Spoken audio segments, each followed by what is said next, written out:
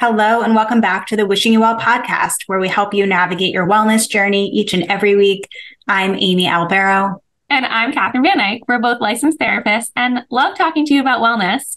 Today on Wishing You Well, we are wrapping up 2023. Wow. The whole year the whole year is coming to an end. And we'll be discussing how to reflect on this past year with compassion, why it's important to do so, and how to get yourself ready for the year ahead. Yeah, I can't believe we're talking about this. And I'm really excited to do it. Living and well life is to put together. Authentic. We feel it. Take care of ourselves. But we have to check in, for one of the last times for the year. So how are you? How's your self-care? My self-care. So you called me out a few, I'm not going to say episodes ago, but recordings ago, because we're doing these a little out of order. But you called me out on doing a lot of things for preparation for having a baby, which I totally am. And I'm loving. But okay, got to focus on some things for me, especially with these last few weeks where it is just not just me, but more primarily it's just me that I have to worry about. So I have been really, really focused on this one thing that I really want to do. And I haven't done it yet, but no, I haven't fully done it yet. I've done it in pieces where all I can think about, and this is so silly, but all I can think about is how some of my self-care might go to shit. And so I really want to almost have this calm before the storm of packing in some self-care things. Mm-hmm. And one of them, one of the biggest ones is I really want to give myself the best pedicure and the best manicure ever. I don't want to go get it done. And the only reason why is because I don't want nail polish on my hands and feet, because I know that I'm not going to get my nails done for a while, and then it's just going to chip, and then I'm going to have to remember to remove it, and it's annoying. So I just want nice, clean, filed, no callus. That's what I want that experience to be. So my first step was, actually just cutting my nails, which I did this morning, which was just one little layer of this bigger project. And that sounds bad. My feet and my hands are not gross. Well, I do have rougher feet, I will say. I'll admit that. But I know it's just going to take some time, but I also just know how great it's going to feel. And I really just want to do it. And I have an idea, it's extensive. I have these bath salts I want to soak in. And then I have this one of those pet eggs. Yeah. So I want to shave off those calluses. And I have this really great kit for filing and oiling and back your cuticles and stuff. So I want to do all of that. I love that. Yeah, it is it's not a quick thing. No.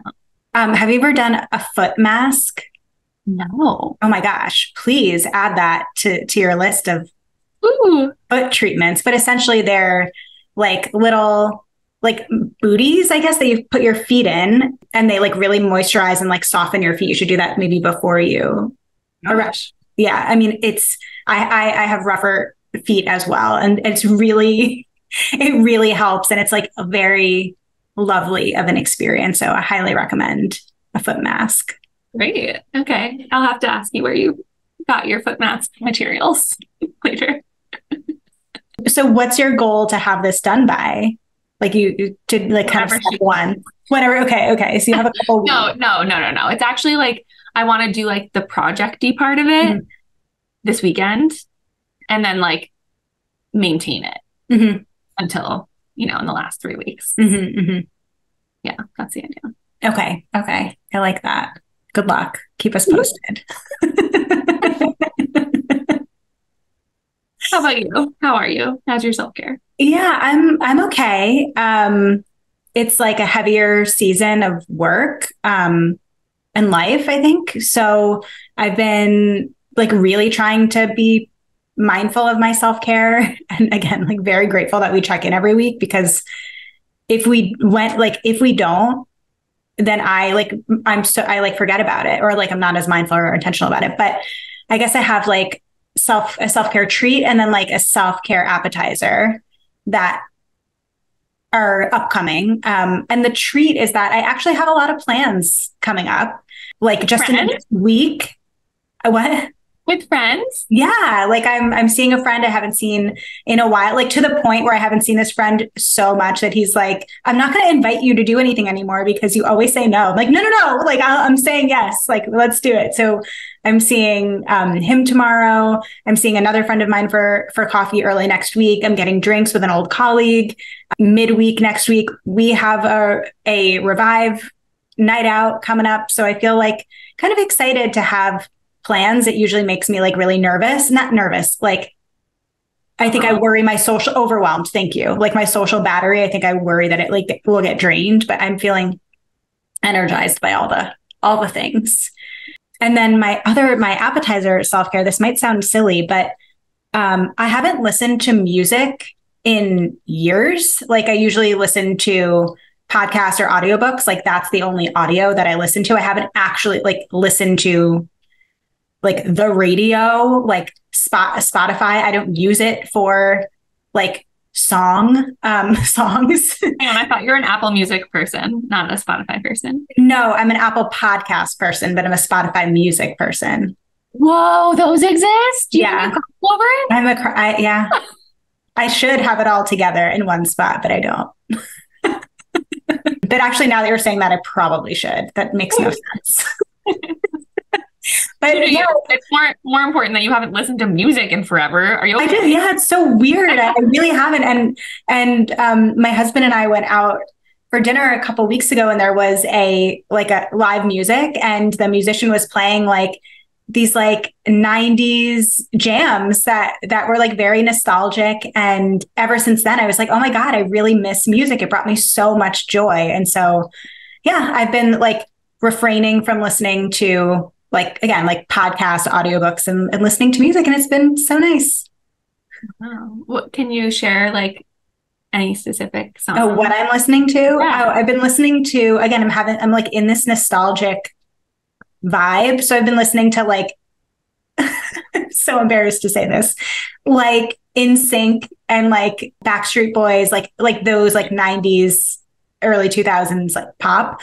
And then I've been listening to like jam bandy type stuff, like Jack Johnson and Dave Matthews Band, like things that I loved, like as part of my like adolescence and early adulthood. And so, yeah, I think I'm craving some nostalgia here as a way of like comfort, like in the same way that I like watch Harry Potter for comfort. Like, I think I'm reaching for that in music.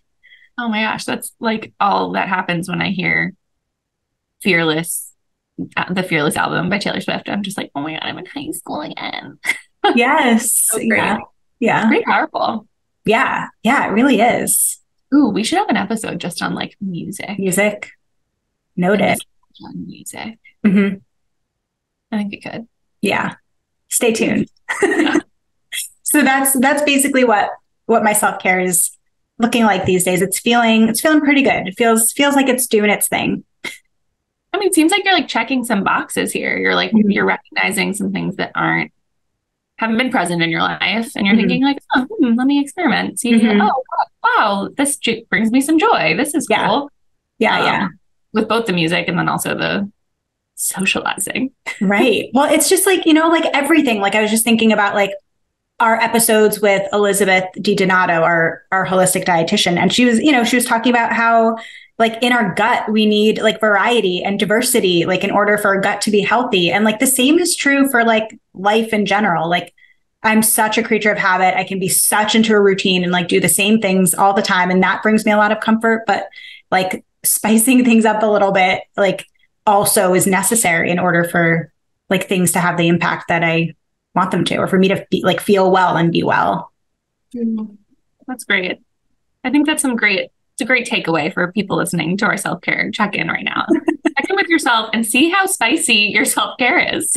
Get spicy. Yes, get spicy with it. Well, I guess, I mean, in speaking of this and sort of like self-care reflections, it's a nice segue to just reflections in general. As you said at the top of our episode, we're at that time of year where the year is coming to a close, and people have feelings about that. And they also might have like practices around that as well. Like what does your end of year wrap up typically look like, or what has it looked like?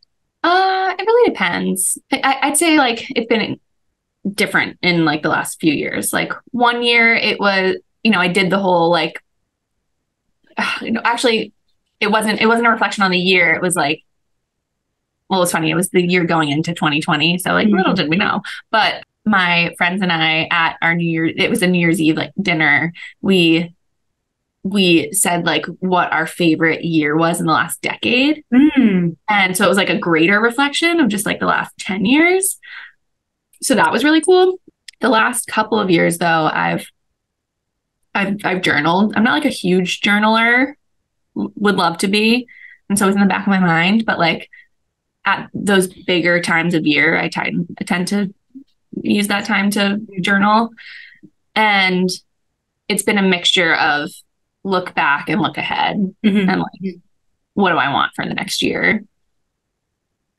But I'd say more so stresses on the next year rather than the look back. Whereas now I'm thinking like of how much value is, since preparing for this podcast, how much value you can find in the look back. Yeah. For sure. As I was preparing for this episode, I was thinking that I guess I don't see this like, when the clock strikes midnight on January 1st, like I guess I see this time frame as like maybe a little bit more arbitrary. And so I don't necessarily do a lot of like reflection or like planning ahead then. I do it really around my birthday as like the time that I like look back and look ahead. And so like there are definitely things that I like, of course, from like a business perspective, like, of course, like at year end, I need to like from a business stance, like reflect back and plan ahead. But personally, that happens more like 6 months previous. My birthday is at the end of June. So that's usually when I do it. But, and that the structure around that has really changed throughout the year. But I'm glad we're talking about this because sometimes like knowing that point is approaching, whether it's for me, my birthday, or for others, the end of the year, like sometimes it brings up a lot of anxiety around like what have I even done this year? Or like I really need to think about what I want to do next. Like sometimes it does feel like anxiety or pressure or like feeling like something's looming though. I don't know if that resonates with you. Yeah. Well, and I wonder if it's like a mixture of like, well, now for a lot of us, the weather is really shitty. So you're already feeling like a little blah. And it's like that week between Christmas and New Year's, or like it's like right before, maybe if you don't celebrate Christmas, and it's just like that time right before New Year's where like you're in this lull. Lots of things are closed, lots of like things are kind of on pause. And so you're almost like forced into this thinking process, but amidst all of this other like come down from maybe some holiday joy and maybe some like excitement and social events and maybe also a mixture of wow, that holiday season was actually really, really difficult and I'm still getting over it. I'm still processing it. So it's like a really tense squeezing of a time. And I don't think it's like maybe birthdays make more sense than like this time of year because like it's like also expected of everybody that like you're going to be doing this, that you're going to be like, let me think how my life's been and let me look ahead at like how I want my life to be, like so communally in a way that like why does that have to be like an everyone everywhere should be doing this kind of thing? Yeah. I was just thinking like, what everyone's feed probably looks like right now around like all of this stuff in terms of like, looking at goals from 2023 or like looking at habits from 2023 or like goal setting for 2024. Even like, I don't actually know if people do this, but like the stereotypical like holiday card that gets sent out that like gives the life update for everyone in the family. Like there's something about, the the expectation around this time of year to like get a report card or give a report card.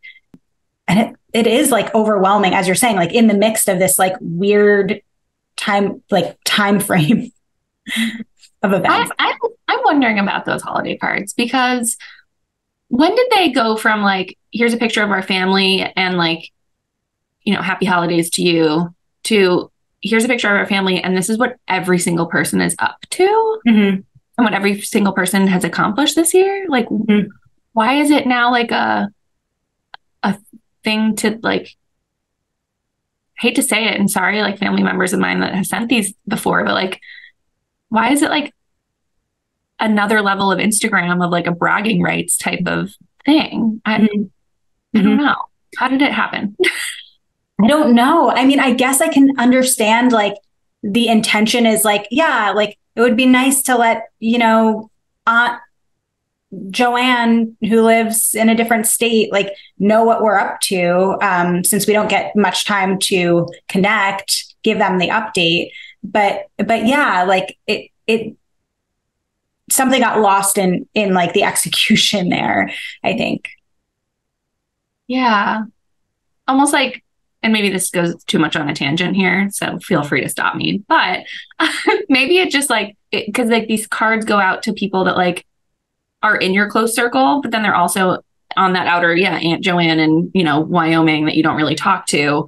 Like it goes out to them also. And so it's like a way of connecting, but also like not a way of connecting, because it's like, do you actually care if Aunt Joanne knows what's going on in your life? Or like, if you really did, like, wouldn't you just pick up the phone? Yeah. Well, and I think it's like, I think the other thing, like maybe why people are feeling even more forced into like this reflection is like what we talked about a couple of episodes ago in terms of dealing with family drama, is that around this time of year, people are asking questions. Again, please stop asking these questions, but people are asking questions essentially about your life and where you are, and like whether it's like your relationship status or where job situation or living situation. And so like, I think that also people can tend to internalize that as like, wait, what am I doing? Like, what is really different between this year and next? Like, am I in the same place as I was, like, if I can't answer these questions in a particular way? Right.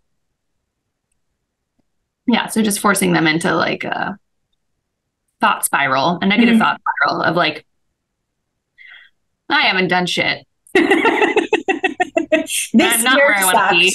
Yeah. Yeah. Right. And so we're talking about this, but like, should we do away with end of year reflection?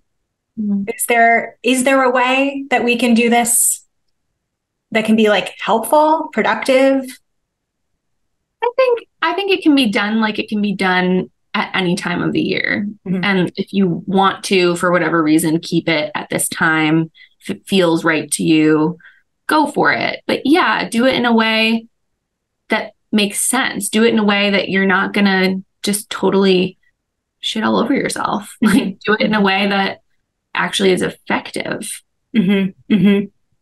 And looking back and just thinking about all of the things that you didn't do and all the places that you didn't go and all the people that you didn't meet and all the relationships that you didn't build up, like all the things that you didn't, like take out that and focus on what did. And when it comes to the didn't, then focus on how you can have compassion around that. Right. I like that. So thinking about ways to kind of like focus on, I don't want to say like what you've achieved, but like, yeah, the experiences that you had. And I think sometimes like with these reflections, people can get so all or nothing. Like, as you were saying, like if it wasn't, I went on this big trip, or I didn't, get the promotion at work or whatever, that it feels like it's not worthy enough of considering. And I feel like a way to almost invite a little bit more compassion and kindness around your reflection is to really get small with it. Like, what was a moment that I laughed really hard this year? Or like, what was like, I don't know, what was a conversation that was really meaningful to me? Or what was something that I wore that made me feel really good? Like, just trying to like find the small moments, because I think there is this conception or misconception that like every year is going to be, has to be like a peak year, meaning like we're reaching a peak every year. That's not life. Like, there are going to be plenty of years where you're like plateauing, like at a plateau. And that's not a bad thing, to be steady, like to be consistent. That's beautiful. That's a wonderful thing, to kind of stay consistent. And so I think that kind of like focusing in on like more moments, like a moment of happiness. Maybe you weren't happy this year. Like, maybe this was a really fucked up, tough, depressing year, but was there a moment of happiness that you can recall and remember and sit in? That I feel like is also a way to invite more compassion, is to not expect that every year you're going to have these big accomplishments. Like, again, maybe just staying consistent with where things are was an accomplishment. Yeah, I feel like people have such a hard time with that, with steadiness, and with even thinking like you and I talked about this so many times, where maybe the whole year wasn't so terrible. The last like month had been, or the last couple of months had been. So now you're just wrapping up the whole year based on those last few months. Right. You're not actually giving yourself the opportunity to zoom out, to look at those smaller moments, to look at those other, 9 months or whatever it was that really didn't have as negative of effect on you. Right. Like, yeah, don't fall victim to recency bias, because it really can cloud your entire perception. Yeah, for sure. I mean, another fun, like maybe potentially fun way to look at the year and try to have a more global view of what happened in your life is like, just go through your camera roll from January 1st until like, December 31st, and like, remember, a lot happens in a year in that sense. Do iPhones do that? Like Spotify does that with Spotify Wrapped? Like, I think sometimes they do like create like a video for you, but I don't know how it picks like your top moments. Right. I feel like my top moments of 2022 is like, this is a random sandwich. I mean, maybe it was a top moment, but we like sandwiches over here on Wishing You Well. We do like sandwiches. We do. No, that's true. It probably wouldn't pick that up. So you'd have to like do it yourself. Mm-hmm.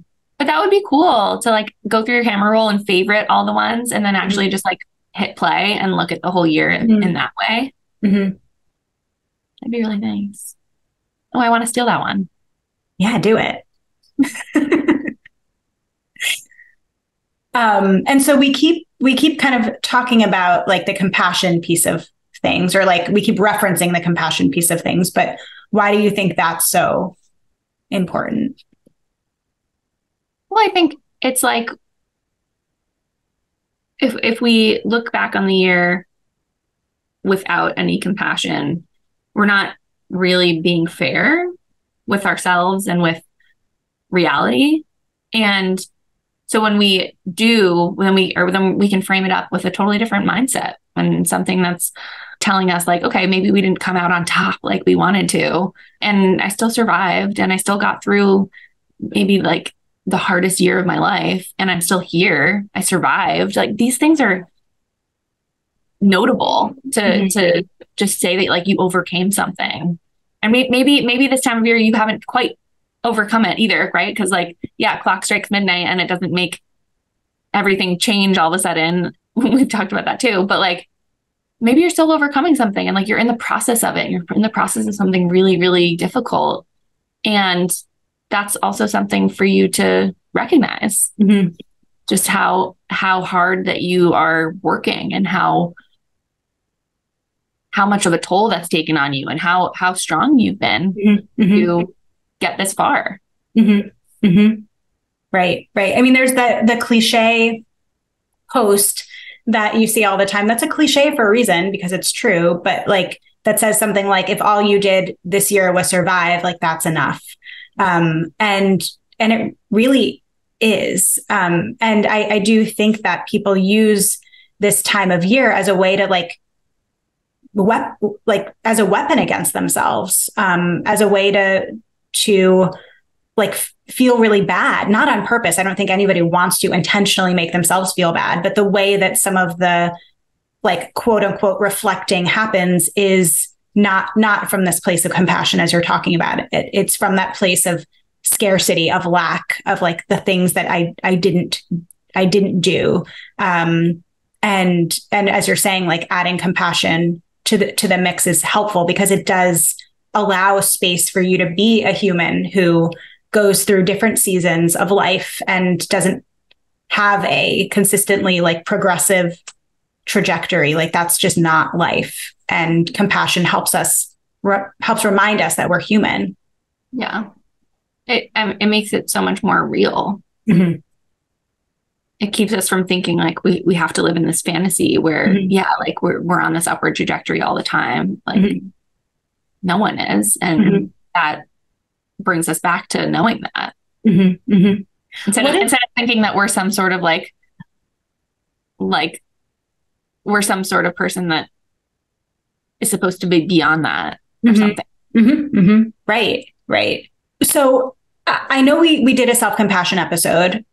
So if you haven't listened to that, yeah, go listen. But I think with compassion, self-compassion, people kind of label it as letting themselves off the hook in a way. And so I just want to clarify that that's not what self-compassion is. Self-compassion could sound like, you know what, I'm not at the place in my life that I want to be. I see, like, as I look back on it, I see that I got in my own way a lot. And I want to get better at that. Like, I want to understand that more. I want to get better at that. I want to do something different next year. Like that also can be self-compassion. Yeah, no, you're right. It's not like you have to square things away with yourself and with the whole year at the same time. Like you can recognize that, you know, that thing that wasn't quite met or that thing that, you know, is still very far away from you and speak to yourself in a way that's encouraging and supportive for trying to get there later. Not necessarily telling yourself like, and the fact that I'm not there, it's okay. Because like, no, like you're feeling pretty hurt that maybe like, for an example, like maybe this is the year that you really wanted to like meet someone and get in a committed relationship and see where that went. And that hasn't happened yet. And so you're maybe like feeling like you're maybe feeling like you in not getting that are like still really wanting that. And so telling yourself that it's okay that you don't have that doesn't really match with what you want. So moving into that future thinking of like, okay, I didn't get there and I really want to get there kind of bridges those two things. You said the magic word, which is and, right? Like it holds space for both. Like, because when we make it like an either or put a but in there, like it makes it feel like it really is all or nothing. It is an absolute, and adding the and in there, like gives so much possibility and so much room for you to have a different experience or even just a different perception of your set of experiences from the current year and the year ahead. When you do start looking ahead, what do you think are some other ways that looking back on things can help prepare you for upcoming year? I feel like questions that are helpful for me are like, what was something that I like experienced this year that I want more of next year? Or what was something that I might not have had enough of that I want to have more of next year? And because I think it's for me, like, and maybe this is like my perfectionism kicking in, like for me to set like by the end of 2024, I want X, like that gives me so much anxiety. And so I think as I guess I've been saying this entire episode, like I really try to frame things in terms of whether it's experiences or like experiences I want, like emotions that I want to have. And I don't mean experiences like I want to experience Italy. Like, I don't know. I want to experience, I don't know, culture, like a different culture. Like I want to experience like getting out of my comfort zone more. Like I want to experience, I don't know, laughing a lot more this year. I realized like I didn't really laugh a lot. And so for me, that those types of things, like, again, make it feel less pressured, but also like make me feel a little bit more excited about what I'm really wanting to invite into my life. Mm-hmm. Yeah. I really like that. You like really broaden the scope there, like rather than being so specific of like, I want this exact thing, you're thinking about like what that thing represents for you mm-hmm. instead of like focusing so much on like, all right, it has to be Italy. Mm-hmm. Okay. Mm-hmm. Oh, but like, what is it about that I know I can make happen? Okay. Yeah. It's a culture that I'm, and maybe it's Italian culture. Like you don't have to like, it's so broad, but like, it's something that you can see that's more feasible. And that's not to take like people's dreams away or anything like that. Like you can, if you want Italy to happen, you make Italy happen. All right. Mm-hmm. But it's to be more realistic with yourself and like be like pre-compassionate with yourself to plan for, okay, well that like long-term goal of like getting to Italy hasn't happened yet. And these other parts that I really want to experience about Italy, I've been like relishing. And it's like the language, or maybe it's movies, or maybe it's food, or maybe it's going to Little Italy, like whatever it is that is giving you that sense of like, I'm working towards it. Right. I'm getting a little piece of it. Yeah. Well, and yeah, I like that, like pasta making. I'm just having my own like Italian fantasy right now as you're talking.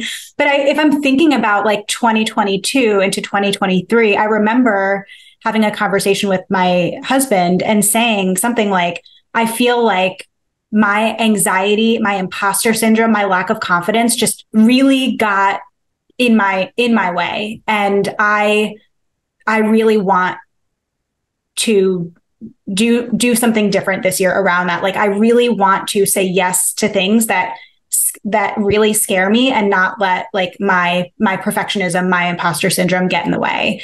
And I didn't know what that was going to be necessarily. And it helped me when presented with certain things, like it helped me look for those opportunities a little bit more through that lens. And so teaching a class this year, like that was not on my list of things that I really wanted to do or even thought I would be talking about now. But an opportunity came and my imposter syndrome kicked in and I was like, nope, this is the opportunity to like breathe into like this discomfort. Let me do that. I spoke at an event as a keynote speaker. Holy shit, imposter syndrome activated. And again, another opportunity for me to like, okay, this is what I said I wanted to do. So let me see this as an opportunity to do that. And so I feel like, again, having the mindset of I'm going to look out for these things that I wanted a little bit more of in my life. And they were there because I think I had the mindset of I was looking for them. I was trying to, again, invite it, not from like a manifesting way, but like just be open to it. Does that make sense?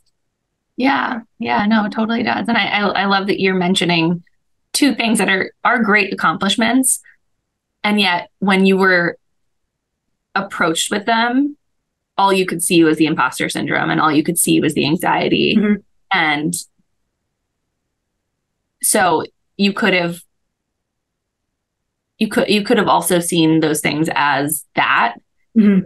like in the end, but you're look back, you're thinking mm-hmm. about how you're looking at all of it. You're not just looking at like, okay, wow, I checked off this box. I did this really cool thing. You're like, whoa, wait, what did it take for me to get there in the first place?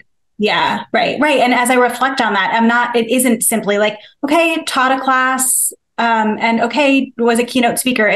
like truly, it's like, wow, I said yes and worked through my discomfort way more and way better than I ever have. And that I'm taking with me. And I, again, like want to continue to look out for opportunities to continue to grow in that way next year. And that's what takes so much of an extra step.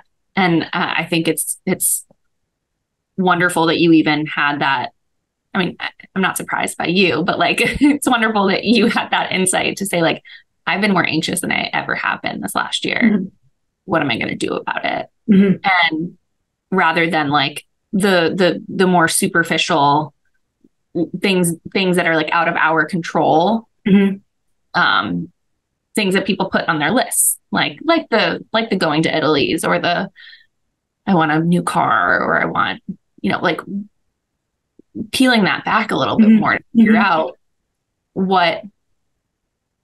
not only what it is about that experience mm-hmm. that you want, but like what kind of person gets that experience. Right. And that's really what you were doing there. You weren't thinking like, all right, if I want to speak somewhere, I'm going to speak somewhere. You were mm-hmm. thinking like, okay, but the person that speaks somewhere like knows what they're doing and knows how to like sit in that discomfort and figures it out. And I want to figure out how to be that. Mm-hmm. Mm-hmm. So you focused on that.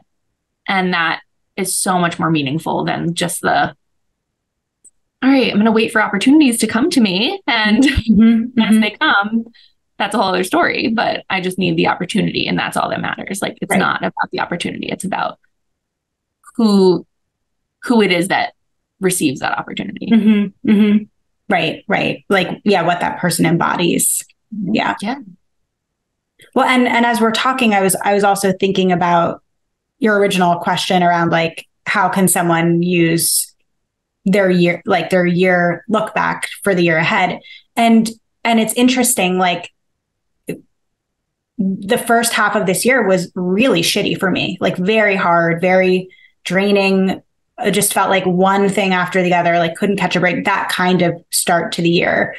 It wasn't all that way, but it really felt that way. And I think, but I know that experience isn't unique to me, that like there are plenty of people that exist that are probably listening that have gone through a period, a season where it just feels like hot garbage all the time. And I guess what I want to do, my plan, I think, and this is really what therapy is helpful for me for, is to like also think about, okay, like what did that teach me, like about myself? Like, what were those lessons? Like, how did I actually get through that? Like, and how can I like apply that forward? Like, and so just trying to think about like, okay, I had this shitty set of experiences. Like, how can I make it not just a shitty set of experience and like actually use it as an opportunity for me to grow and to like, I don't know, just like to feel less shitty when presented with a similar set of circumstances, You just have my mind swirling about like how much you can package into a period of time and how much that can like play a role in that next set of things that you end up packaging mm-hmm. together. Mm-hmm. You're not looking at it in this way of like, well, what did I learn? And like, what can I come away with this? Mm-hmm. Then it's not doing you any favors. And not that any, like every hardship or every loss or every like thing has to have a lesson, but mm-hmm. like thinking about what you're going to do mm-hmm. with that, mm-hmm. Think about what you're going to do with that loss. Mm-hmm. Think about what you're going to do with that, just with whatever obstacle came in your way mm-hmm, mm-hmm. is a much more helpful way to approach your next endeavor, whatever it may be. Right. No, and I'm glad you clarified that too. Like that there doesn't have to be meaning or a lesson in everything. And as I just like in the 30 seconds since I said that, really, I think what I am coming away with is, yeah, that time was really hard. I leaned on people though, and I asked for help in a way that I usually don't. And that for me, that's like, I want to do that more. Like, and so that would be my like goal if I were to like put it in that framework of like, yeah, okay, people really can show up for me, like if I let them. And so maybe I'm going to let people in a little bit more this coming year. Do you know what I mean? So it doesn't necessarily need to be like I've unlocked the meaning of life through this loss, but like, okay, what did I learn about humanity here? Like, you know, what did I that I guess is what I was meaning. Yeah, no, absolutely.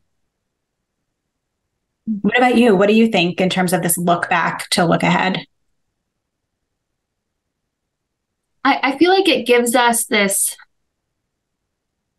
a little bit more of a sense of control, which like we love to control. um, and at the same time, and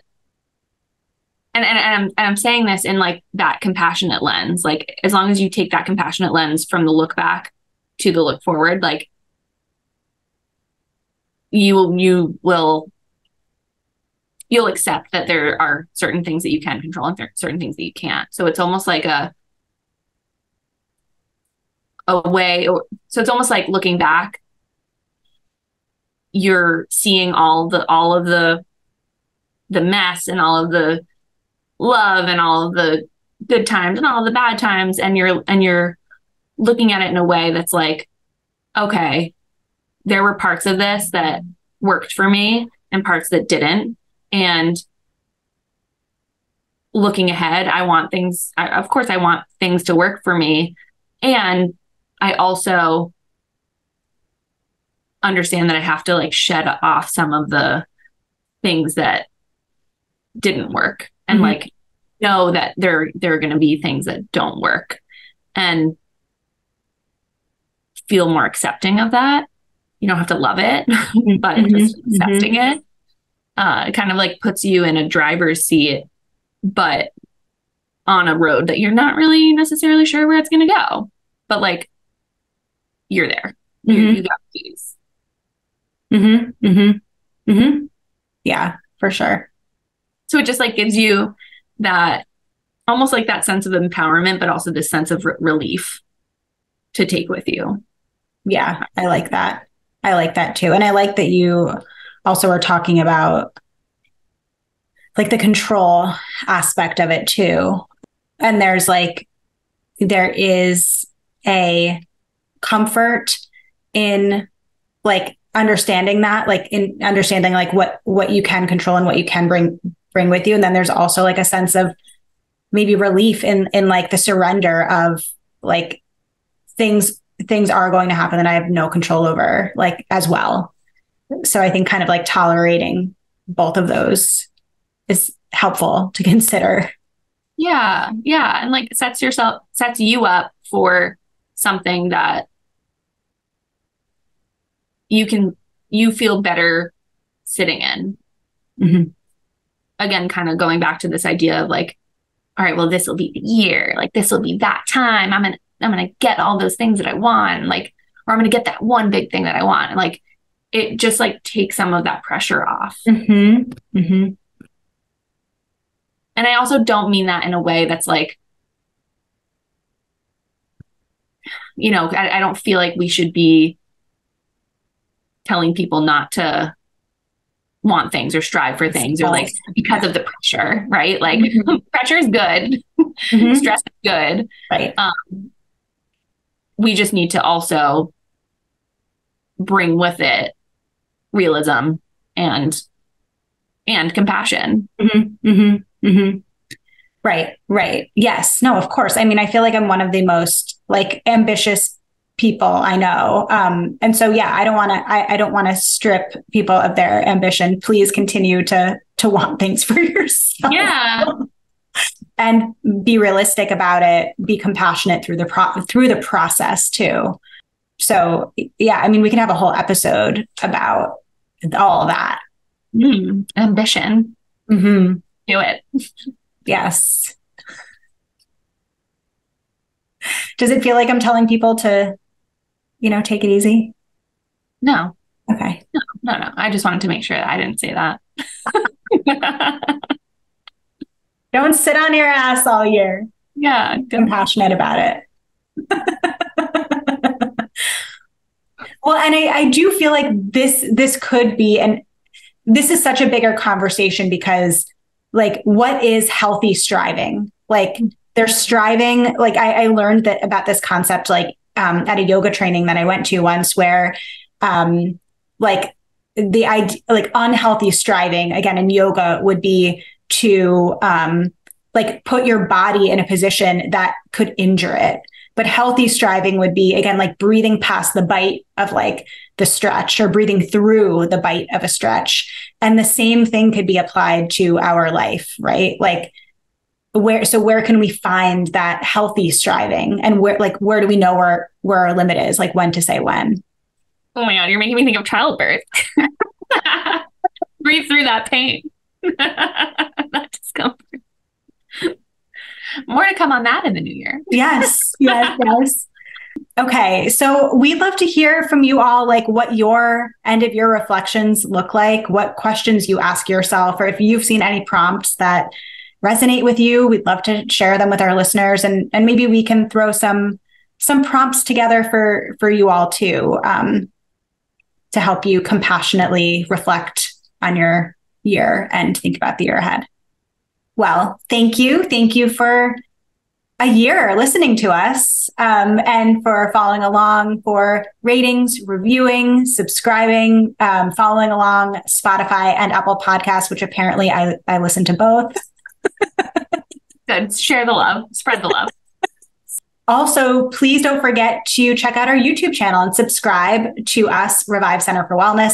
You can watch full episodes of our Wishing You Well podcast, as well as our bonus podcast that drops every week called Reactivity TV, where we give our therapist takes and perspectives on everything TV, movie. So go check it out.